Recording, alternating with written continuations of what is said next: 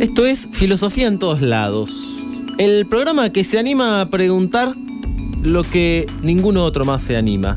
Hoy, con el licenciado Ginés del Mar Maciá, licenciado en Psicología, vamos a estar preguntándonos respecto al amor a sí mismo. ¿Qué es amarse a uno? ¿Se puede uno amar o no? ¿O termina odiándose? ¿O si se quiere demasiado, termina siendo narcisista? ¿Qué tenés para decirnos respecto a todas estas preguntas, Ginés, que estoy lanzando al aire? Bueno, te las agradezco. Son buenas preguntas. Primero, habría que pensar esto de... Me parece que hay como un grado o una cierta magnitud, ¿no? Es decir, si se puede amar mucho, poco o odiarse. Esa cuestión de la intensidad, ¿no? Porque en psicología siempre está muy a la mano pensar esto de la psicopatología, entonces uno puede plantearse si hay cierto grado de narcisismo conveniente, que de vulgata la gente llama autoestima, ¿no? O si hay alguno que es patológico y cómo pensar estos grados. Yo creo que en principio habría que decir que el narcisismo es, aunque cae de maduro, pero es esto, ¿no? El amor a sí mismo. Es cuando uno tiene a su propio yo como objeto de amor. Llamamos narcisismo, a ver, también un poco recuperando el mito, famoso ya mito de Narciso, en donde este personaje, hijo de los dioses, no vamos a contar mucho la historia en sí, pero resulta que sobre él cae una maldición por no darle pelota a una ninfa, digamos. Entonces lo maldicen diciendo que él no puede amar a nadie más. Entonces termina amándose a sí mismo de tal manera que esto ya es prácticamente de uso popular. Él se ve en un espejo de agua y se queda obnubilado con sí mismo, de manera tal que hay algunos que dicen que nunca más se pudo mover de ahí y de ahí floreció la flor, o que directamente por querer acariciarse cae a este espejo de agua y muere ahogado. Es decir, una especie, podemos hablar del narcisismo, de recuperando el mito, a ver qué opinás, con un amor a sí mismo tan exacerbado que lo termina llevando a la destrucción, a la negación del otro y la destrucción. ¿Estás de acuerdo con esta noción? Es muy interesante, da para abrir la cuestión, sería el tema de la muerte, ¿no? Porque en este relato mítico que citás, el desenlace es ese. Hay 3 versiones más o menos que se ponderan, pero de una forma u otra el protagonista, Narciso, termina muerto, digamos. Me spoileaste la serie. Sí. No importa cómo, ya sabemos que Narciso se muere, señoras y señores. Sí, lo bueno es que es una peli vieja. Claro. En general se conoce, pero bueno. Sí. Les arruiné el final a los que querían leer. Y después es interesante, ¿no? Esto de... Como vos lo presentabas, estaba el amor por una ninfa, yo eso no lo recordaba así, pero está bueno incluirlo, ¿no? Porque tal vez la frustración por ese amor hace que después él se reconcentre, se obnubile, como vos decís. El psicoanálisis recupera esto que lo llama el subyugamiento por uno mismo, ¿no? Cuando uno queda como embelesado por su imagen y ya puede renunciar al objeto, al amor, digamos, por otras personas. Siempre hay como una especie de... es de alguna manera inversamente proporcional. Cuando uno repara demasiado en uno mismo, olvida las relaciones, el afuera, el amor, digamos. En función de esto que decís, ¿podríamos, ves que sería un error denunciar o señalar, mejor dicho, a este narcisismo quizás como una especie de refugio del otro, cuando ve que el otro me lastima? Si bien esta por ahí no es tanto la noción del mito, porque él lastima a alguien que la termina maldiciendo, podemos decir, en función de lo que nos comentás, que bueno, como el otro nos puede llegar a lastimar, como al otro le tenemos miedo, el narcisismo se presenta como un refugio en el cual el otro no me importa, solo me importo yo. Y por eso caemos en él. ¿Será muy erróneo pensar esto? ¿Cómo lo ves? Me parece una hipótesis muy válida, incluso redoblaría la apuesta acá. Vamos todavía. En principio, una acotación primera, enseguida citaste el mito y bueno, hay una tradición en psicoanálisis, incluso por parte del mismo Freud en retomar los dipos, mira, justamente un fallido, los mitos, por ejemplo, el de Edipo, que ahí iba a citar, el de Narciso, ¿no? Y a partir de eso él desarrolla buena parte de su teoría, y esta no es la excepción, ¿no? Lo extrae de donde vos decís. Y por otro lado, bueno, ahora citabas esta cuestión de la herida, y yo te decía que es más que interesante porque me parece que señala el narcisismo una herida fundamental, una herida incluso más profunda, si se puede llamar así, que es la de que, lo voy a decir directamente, aunque seguramente no... Vos decilo, no tengas miedo, decilo. Bueno, que no hay un yo sustancial, ¿no? Digo porque esto es contraintuitivo a la gente de la calle que enseguida dice, bueno, yo tengo un yo, soy autónomo, hago lo que pienso y obro de tal manera, digamos.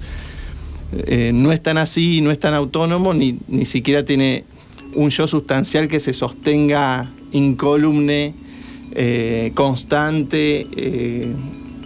Esa es la herida fundamental.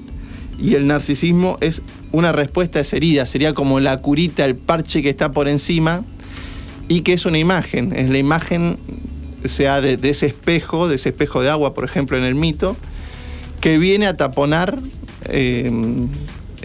esa herida o esa falta, básicamente donde no hay algo, donde no hay un yo. A ver, voy a tratar de entender un poco lo que me comentás. Sí. El tema sería así, visto desde por ahí el psicoanálisis, ¿no? Estás sí. Vos tocando esta teoría. Hay una herida originaria, es decir, nosotros mismos creemos una cosa o queremos una cosa, que es esta noción de este que vos le llamás el yo sustantivo, vamos a suponer, una forma de ser totalmente completa, ¿sí? Y estable. Y de repente nos damos cuenta, y esto es un poco lo que por ahí dice Freud, que eso no existe, que es quizás una especie de fantasía, pero que en tal manera no existe. Y esto ya, por ejemplo, en la filosofía lo decía Hume. Decía, bueno, a ver, alguien que me diga, no lo decía así con esta efusividad, pero yo lo traigo a nuestra época. Alguien que me diga, a ver, ¿dónde está el yo? ¿Dónde se lo ve? ¿Dónde tenemos una instancia que no sea, bueno, yo sintiendo tal cosa o yo, no sé, queriendo algo? Pero el yo puro, ¿dónde está? Ah, no está, ¿vio?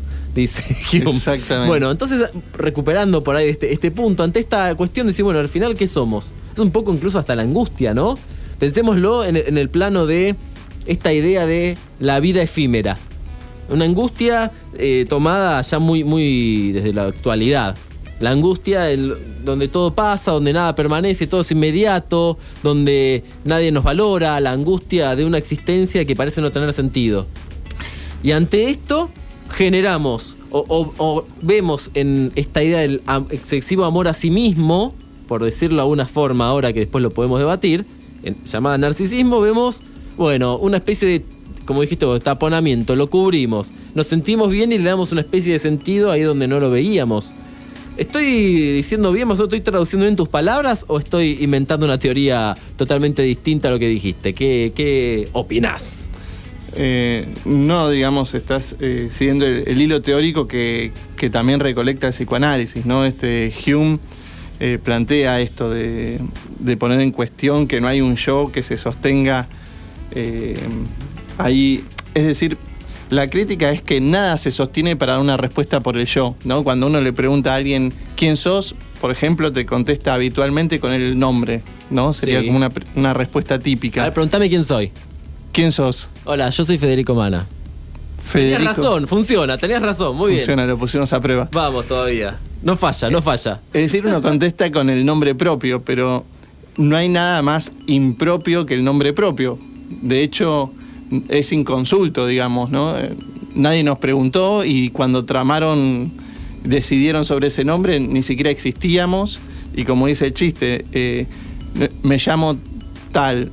No te llamás, sos llamado, ¿no? Te llaman. Ahora, de todas maneras, no hay una elección en la construcción de la identidad a través de, bueno, sí, yo no elegí el nombre, vamos a suponer, pero de alguna manera termino eligiendo que me sigan llamando así. Porque yo podría de alguna manera cambiar, ya sea o una especie de reasignación que la hay mucho ahora, ¿no? Con quien no se siente identificado con su nombre, no sé, masculino o viceversa, pero simplemente con la utilización de algún sobrenombre. Que por ahí tampoco elegimos nosotros, nadie dice, bueno, ahora decime Black Widow. No sé por qué Claro. querría llamarme Viuda Negra, pero no importa, me gusta el nombre. ¿Qué sé yo? Ahora llámame así, nadie dice así. Y hay un poco de eso, ¿no? En los sobrenombres. Uno, aparte de que le hayan dado un nombre, también se da un nombre en cierta ocasión, ¿no? Por ejemplo, en lo artístico, así como más o menos improvisás vos, se suele hacer el nombre de fantasía. Claro. No obstante, lo que por ahí, volviendo a la charla en cuanto a este punto, también eso es transitorio, no hay nada que sea constante ahí. Uno puede, ese nombre puede caer o esa persona famosa puede dejar de estar contratada por X canal y ya no poder usar ese nombre. Pasó con Prince en su momento, ¿no? Claro. Que tuvo un problema con el nombre, con la discográfica, entonces se puso un símbolo de nombre. Claro. El artista anteriormente conocido como Prince, ahora tenía un símbolo que era imposible de pronunciar. Exacto.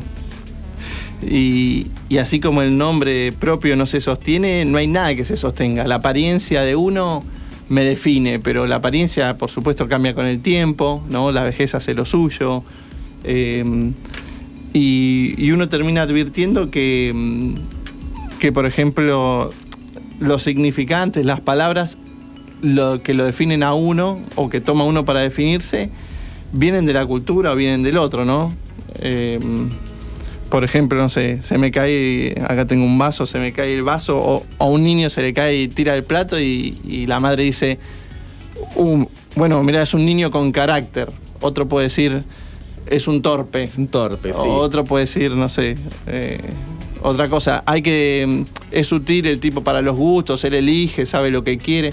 Es decir, se trama un relato en torno a los hechos y ese relato después pasa a estar en el lugar de la identidad de uno, digamos, del show. Te hago una consulta, Ginés, porque Sí. vos momentos antes dijiste algo que a mí me llamó bastante la atención, no porque me parezca erróneo, sino porque a veces es una situación que no solemos poner en igualdad de condiciones. Vos dijiste, ¿podemos llamar narcisismo o autoestima? ¿Sí? A ver, podríamos decir, o yo podría aventurar a decir que en una primera instancia, si a mí me haces pensar en narcisismo, pienso en esto, el tipo o la tipa que lo único que en el centro de su mundo está a sí mismo y que se cuida su imagen y que se está enamorado de sí y le importa nada el otro. Sin embargo, la autoestima la vería como algo distinto, es decir, como sí, una certeza de sí, una especie de confianza, pero que no necesariamente niega a los demás. Y no que necesariamente se construya a través de decir, bueno, yo tengo alta autoestima porque sé que todos los demás son unos estúpidos. ¿Cómo pensar la autoestima y el narcisismo? ¿Como puntos iguales? ¿Como distintos? ¿Como uno es el término medio y el otro es el exceso, diría Aristóteles? Bueno, yo creo que para ordenar ahí la cancha un poco, primero hay que decir que el narcisismo es un término técnico, un poco como lo veníamos desarrollando, que hunde sus raíces en la mitología y el psicoanálisis lo desarrolla, incluso psicopatológicamente. Y la autoestima es un nombre, ¿cómo te puedo decir? Vulgar o coloquial que la gente utiliza. Están como en dos planos, ¿no? Distintos. Uno los puede hacer jugar y relacionar. Por ejemplo, de la manera que lo acabas de hacer, ¿no? Que proponías un lugar distinto para la autoestima, más mesurado y con registro del otro. No sé si... No, está bien, me parece, es una buena perspectiva. Y ahora, ya en función de esto que decís, de lo que venimos charlando, quisiera hacer una pregunta, pero no quiero que me lo contestes ahora, siempre hago el mismo jueguito, así que, es decir, tira la pregunta y después, ahora nos vamos a una tandita y después volvemos con filosofía en todos lados. La pregunta versaría por acá. A ver, estamos hablando del narcisismo, del amor a sí mismo, de la autoestima, pero ¿qué pasa con el contrario, no? ¿Qué pasa con la carencia? Aristóteles decía que la virtud es el término medio entre el defecto por exceso, que podríamos decir el narcisismo, y la carencia sería aquella persona que se detesta a sí misma, que piensa que todo lo que hace está mal y que realmente se autodestruye, se autoboicotea, aun cuando a veces ni siquiera ve lo que está haciendo o ni siquiera entiende la causa por qué. Entonces la pregunta sería, ¿cómo pensar el odio a sí mismo? Bien. No me respondas ahora. Vamos a continuar con filosofía en todos lados, pero en unos minutitos nomás. les dejamos la pregunta ahí flotando para que ustedes del otro lado también la piensen. Y si quieren pueden participar, pueden escribirnos. Le mandamos un saludo a Milagro Sánchez Pardo, que nos está escuchando, nos dijo por ahí, por nuestras redes sociales. Así que un poquito menos de ansiedad, un poquito más de paciencia, que ya continuamos con Filosofía en Todos Lados. Continuamos en Filosofía en Todos Lados. Hoy acá con el amigo Ginés, charlando, debatiendo, pensando este tema tan interesante, tan relevante, me parece, para muchos de nosotros, que es el amor a sí mismo, el exceso de amor a sí mismo, por ahí llamado un poco narcisismo. ¿Y qué pasa también? Yo había dejado la pregunta ahí flotando, con, podríamos decir, el defecto, cuando nos falta el amor a nosotros mismos y caemos en una especie de odio, de rechazo, de que todo nos sale mal, de esta baja autoestima, y que a veces parece que no se puede salir. ¿Cómo pensar el odio a sí mismo, Ginés? Bueno, en realidad, tanto el amor, como comenzábamos hablando, como el odio, son pasiones humanas que no distan tanto, en realidad. Es un cambio de signo típico y está a la vuelta de la esquina de cualquier amor, o de cualquier odio, el amor. Todo eso se da dentro de la relación narcisista, un poco indistintamente o va alternándose. Por ahí lo que hace excepción al amor y al odio es la indiferencia. Por ahí sí me había quedado pensando un poco esta idea de la pasión humana que genera la imagen de uno mismo. Y por ahí el peligro es vivir alienado en esas imágenes que uno da, tomarlas plenamente como propias y vivir en esas imágenes. Por ejemplo, ¿no? Están las redes sociales y demás, donde una fotografía te muestra cuán feliz sos, y por más que uno esté totalmente con un vacío existencial, deprimido, lo que sea, ¿no? Pero por ahí lo importante empieza a ser la imagen, y esa imagen termina pisando al sentimiento de la persona. Y una idea que se me ocurría para ilustrarlo es cuando uno habla en tercera persona, tipo Maradona, ¿viste? No, porque se habla del 10 se dice, qué sé yo, y el 10 es él. Entonces ahí se nota un poco esto, el hueso ¿no? De decir, la preeminencia la tiene la imagen, lo que se dice de esa persona, y no es él esa persona. Es decir, a ver, esta alienación que vos mencionás, este concepto de no estar en la realidad, viene por una idea, no sé, a mí me surge a veces cuando con esto que vos muy bien mencionás de las redes y cosas que vos decís, a ver, la gente hace las cosas porque tiene ganas y después saca fotos, o hace las cosas para sacarle las fotos y no porque tenga ganas, ¿no? Entonces digo, ¿en qué momento, cuando uno se junta con los amigos a comer, le dice al mozo, ¿me sacás una foto para poder subirla a las redes sociales y mostrarle al resto de las personas qué feliz que soy con mis amigos pudiendo salir a cenar con ellos? Digo, no, parece muy absurdo decirlo así, pero es lo que uno termina haciendo. Y esto me lleva a pensar esto otro, retornando al concepto del odio y el amor que vos recién decías como dos pasiones, que, bueno, quizás quien tiene baja autoestima, quizás, es una hipótesis, o quien incluso hasta se llega a odiar a sí mismo, lo hace en función de compararse con este deber ser. Yo debería ser, y este deber ser se construye a través de estas imágenes de perfección, donde, ¿no?, la vida es puro viaje. Entonces uno ve lista, no, ay, mirá esta persona, cómo viaja, qué feliz debe ser. Y por ahí hizo un viaje solo en su vida y sacó un montón de fotos para poder ir subiéndolas, no sé. O por ahí fue a comer una vez y le sacó plato a todas las mesas que había. Perdón, señor, ¿le puedo sacar una foto a su plato? Y después lo subió para dar cuenta de que, no sé, come todos los días afuera. Entonces, esta comparación para poder decir yo me odio porque no soy tan bueno como debería ser, quizás surge de acá. Surge de acá, sí, yo estoy convencido. Digamos, esta imagen con la que uno se coteja es el ideal.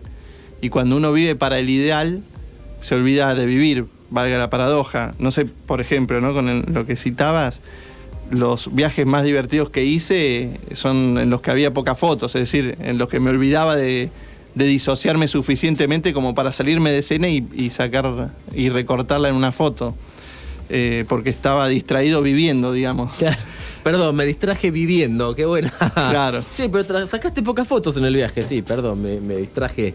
Bueno, a ver, también un poco el concepto de foto por ahí haciendo un pequeño paréntesis, también hace un poco porque uno sabe que, no sé, cuando en el caso de los viajes, o tiene alguna experiencia que sabe que es poco probable que se repita, por ahí uno lo quiere como eternizar esa cuestión, te saca fotos a fotos para después el día de mañana las ve. Entonces, no sé, a mí me ha pasado en que otro viaje decir, no que he hecho muchos viajes, por favor, no quiero que piensen eso, pero decir, tenía que haber sacado más fotos porque voy olvidando algunas cosas. Pero después está por otro lado esta otra idea que uno dice, bueno, vivo un viaje a través de la cámara, vivo un recital a través de la cámara, y en realidad lo hago porque yo lo quiero ver después. Yo creo que nadie que filma un recital lo termina viendo después, ¿no? Pero bueno, más allá de eso es una creencia. Es también para mostrar a los otros que lo hizo. Claro. Entonces por ahí quizás entiendo yo esto que vos decís de vivir pero no vivir, porque transcurre por una experiencia, no por la satisfacción y el placer que acontece a través de esa experiencia, sino para poder decirle a los otros que la tuvo.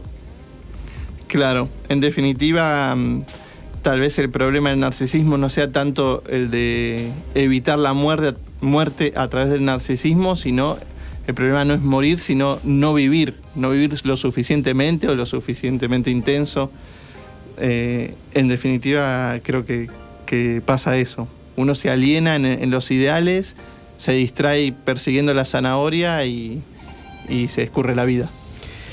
Entonces, a ver, ¿cómo pensar? Me parece que estamos a mitad del programa, me parece que es un buen momento para hacer la pregunta clave del día de la fecha. ¿Cómo sería el correcto amor a sí mismo? ¿Cómo sería? ¿Existe? ¿Realmente nos podemos amar? ¿Y cómo sería un amor a sí mismo? Si querés desde el psicoanálisis sano, si querés de la filosofía que nos lleve hacia el bienestar y hacia la felicidad. Bien, bueno, ahí hay supuesto por lo menos algo... Fuerte la pregunta, ¿eh? Sí, ya lo creo. Está supuesta, por ejemplo, la felicidad como algo posible, que yo no lo daría tampoco. Bueno. Bueno, está bien. Pero, ¿no te gustó el concepto de felicidad? Me parece bien. Aumento del bienestar. Bueno, dale. ¿Estamos bien ahí? Sí. Negociamos, firmamos ahí. Un punto medio ahí que negociamos. Vamos todavía.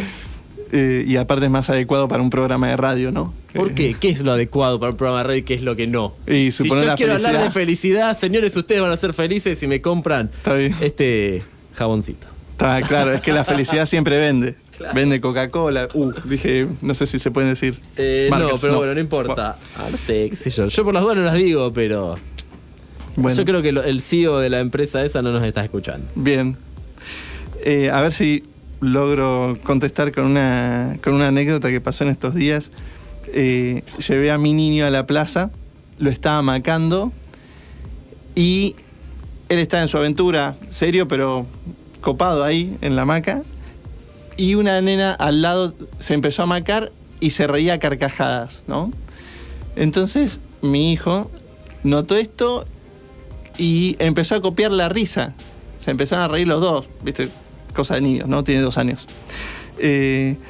Pero de afuera se veía, en el ojo del adulto, se veía una risa falsa, ¿viste? Impostada, así, jajaja. Era una copia de la risa. Es decir, lo que faltaba era el sentimiento.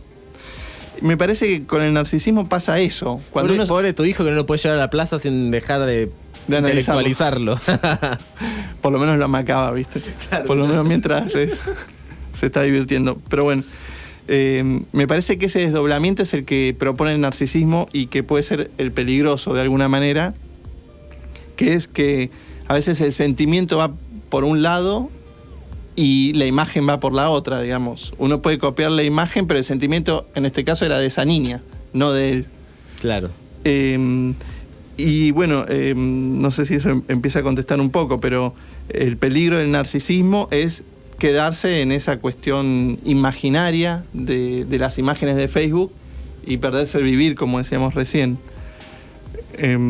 Claro, el tema es entonces, a ver, si la pregunta un poco está rondando en función de, bueno, cómo amarse a sí mismo, o qué sería el correcto amor a sí mismo, en principio por ahí, siendo auténticos, podríamos decir que es una de las primeras... Si tuvieras que armar una especie de lista que es ficticia, ¿no? Claramente, porque para eso estamos haciendo filosofía y no otro tipo de disciplina. Bueno, en cierta manera diríamos, bueno, en principio aceptarse. Y lo auténtico tiene que ver con la aceptación de lo que nos pasa y de lo que no nos pasa. Sí, pero ese aceptarse implica cierto decaimiento de la imagen. Tal vez la respuesta plena a tu pregunta es más bien, más que engrosar esos ideales o seguirlos a pie juntillas que no se nos escapen, la cuestión es que debe haber, hablando esto de bienestar, felicidad, lo que uno quiera ponerle ahí, debe haber cierto decaimiento de la imagen o atravesamiento de esta cuestión del yo hasta el punto de saberlo contingente, es decir, lo contrario a necesario, ¿no? Ya que decíamos en un comienzo que el yo no es constante, que no se sostiene, porque uno puede vivir de su belleza, pero hasta que ya, no sé, sos viejo, ya eso no funciona, digamos. Cuando uno puede asumir el decaimiento de la imagen o atravesar esa imagen, yo creo que está más cerca de un bienestar para uno, si se puede decir así. Ese bienestar entonces vendría a colación. Insisto, a mí sí. no digo que sea mi problema particular, digo, pero el problema cuando pienso esto es, bueno, perfecto, pero cuesta a veces que la gente reconozca que se ama a sí misma, ¿no? Porque si la verdad que yo me amo, tengo una gran estima por mí, tengo una gran imagen de mí, qué narcisista, qué soberbio, qué egoísta, qué no sé. Pero por otro lado también entendemos que lo contrario, esa persona que no es que sea humilde, es que directamente se piensa el peor del mundo, bueno, no lo lleva a su bienestar. Por un lado entendemos la alienación, el vivir vidas que no es tuya, queriendo perseguir una imagen que se supone que es la felicidad y que en definitiva no sabemos tampoco para qué la hacemos, porque al final pierde el sentido. Pero entonces, a ver, a mí hay un concepto que me gusta bastante en la filosofía para hablar de este tema, no es que es un concepto que me guste bastante para todo, debo decirlo, es el concepto del cuidado de sí, ¿no? Esta idea de, bueno, cómo cuidarse a sí mismo de manera tal que el cuidado representa un amor, ¿no? Uno dice, amar es cuidar también. Entonces, podemos decir que la perspectiva de amarse a sí mismo está en estrecha relación y que esto que vos venís contando tiene que ver con una búsqueda del cuidado de sí.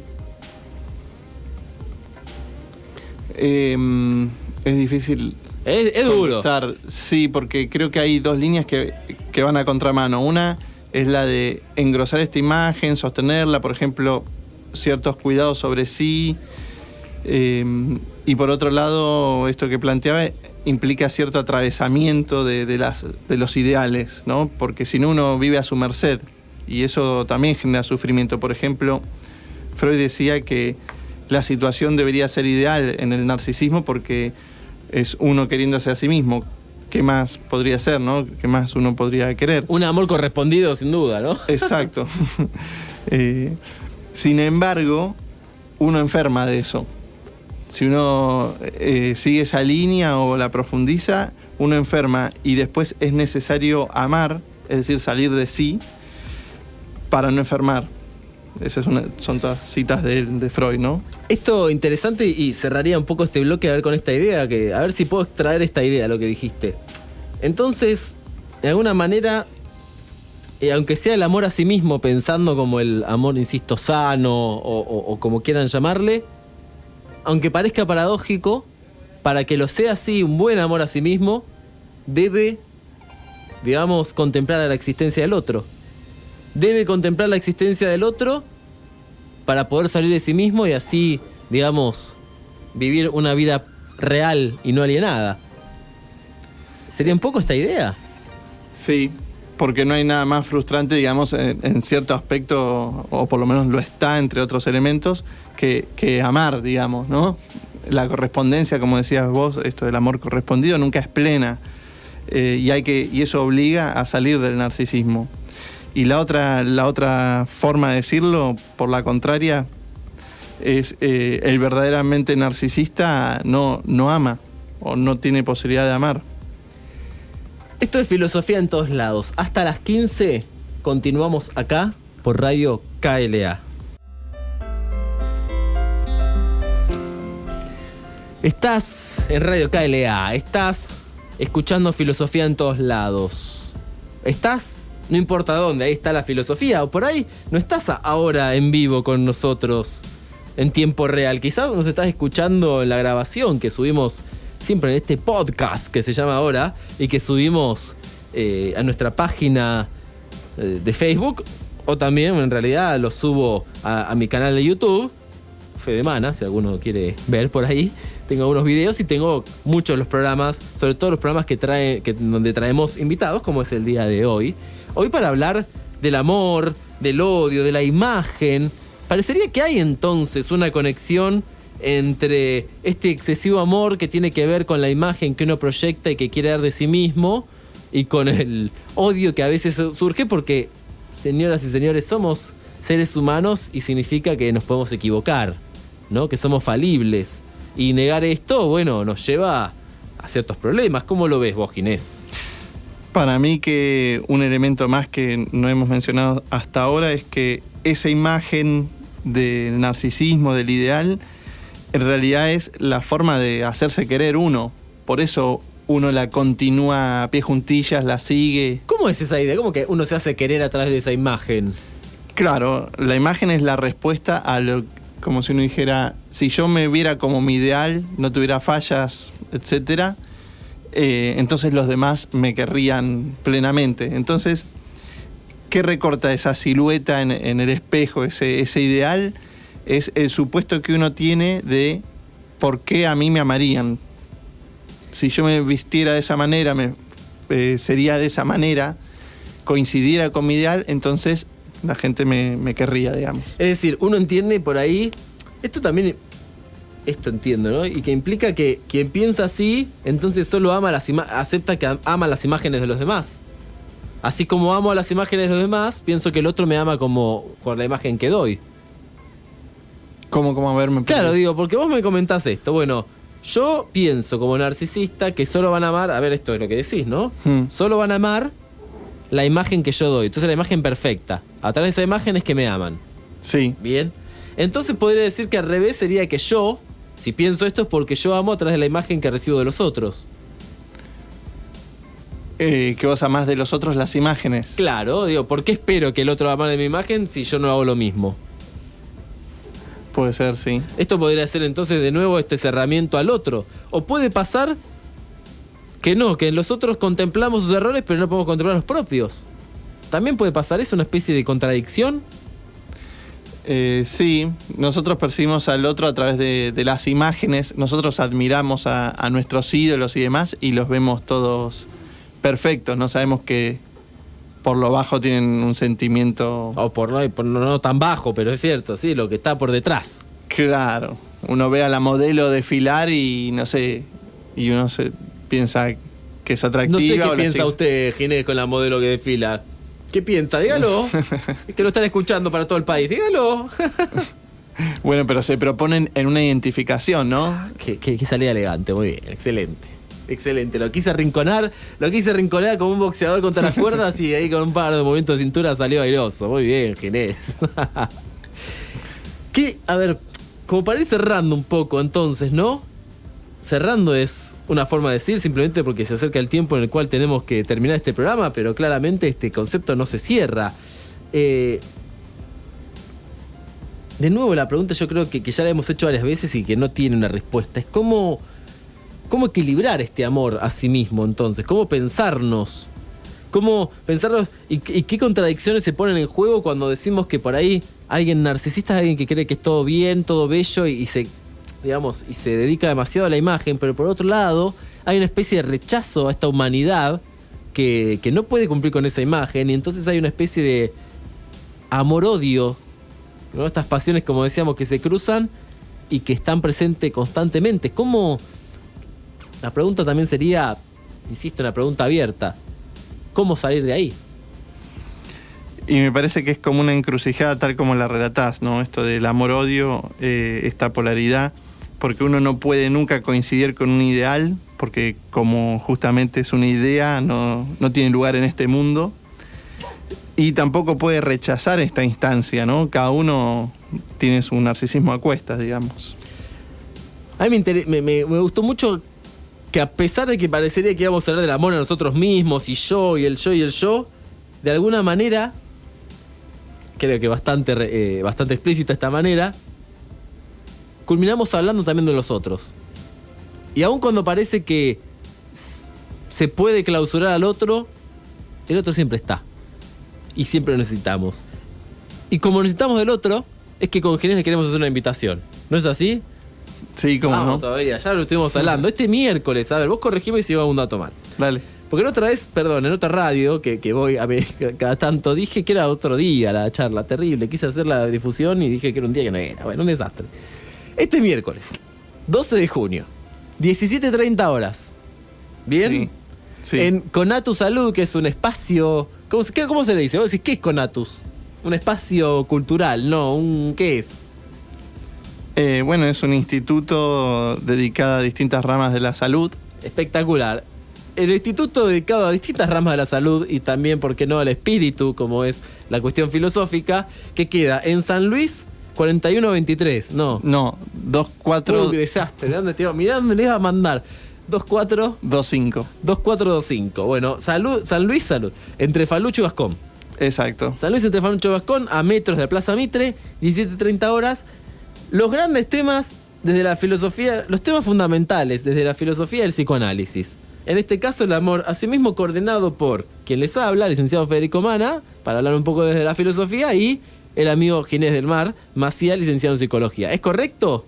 Así es, los esperamos este miércoles entonces. Este miércoles. La entrada es libre y gratuita, o sea, no hay abono, no hay entrada, es simplemente ir. Les recomendamos que por ahí se puedan anotar antes, por las dudas, ahí por el Facebook de Conatus Salud. Y culminará más o menos a las 19, ¿sí? 1 hora y media, como para que la gente... Me gusta que la gente sepa a qué hora va a un lugar y a qué hora se va a ir. Vamos a estar dando esta charla donde vamos a estar tocando este tema, desarrollándolo, quizás no tan una forma dialogada así de charla de radio, pero sí de una manera didáctica, entretenida, pero que no va a dejar de lado la cuestión del pensar. Ginés, gracias por venir acá a Filosofía en Todos Lados. ¿Te sentiste bien? ¿Te sentiste cómodo? ¿Estuviste contento? Me sentí muy cómodo y te lo agradezco, Fede. Yo te hago esa pregunta como que no me puedes decir que no, ¿viste? ¿Estás contento? ¿No? ¿Estás contento? Sí, súper alegre. Ah, bueno, menos mal. Contento de estar en Filosofía en Todos Lados, no. En serio, te agradezco mucho tu tiempo. Y a ustedes también les agradezco el tiempo. Nos vamos a encontrar dentro de 2 semanas, porque el lunes que viene es feriado. Así que no voy a tener aire con ustedes. Sepan disculpar, nos encontraremos dentro de 2 semanas acá en Radio KLA para seguir haciendo Filosofía en Todos Lados. Muchas gracias, quédense con la mejor de las mejores programaciones en el mundo radial y sus alrededores.